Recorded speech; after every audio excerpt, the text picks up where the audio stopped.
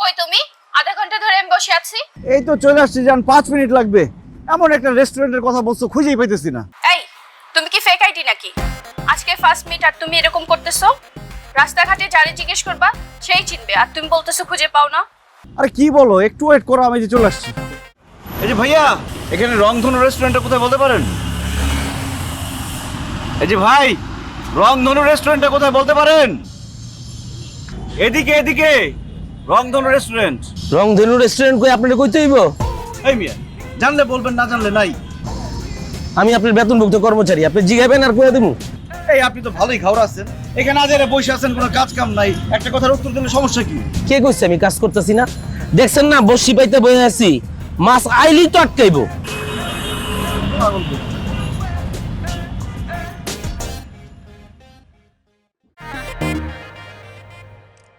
Ding ding ding ding ding ding ding ding ding dam dam dam dam. আমি sorry baby, আমি একটা ঝামেলার মধ্যে ছিলাম। ঝামেলায় পড়ছো ঠিক আছে, কিন্তু তোমার ফোন অফ ছিল কেন? আমি এসে তোমাকে সব বলতেছি, তুমি এখন কোথায় সেটা বলো। আমি যেখানে থাকার সেখানেই আছি, আর তুমি যে একটা ফেক আইডি সেটা আমি বুঝে গেছি। না না বেবি, আমি ফেক না, আমি original.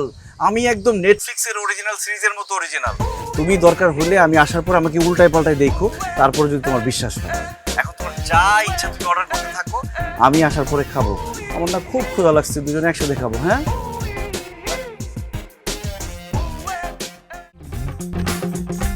Waiter, yes please ma'am. আপনি দেখেন এক্সপেন্সিভ কি কি আছে?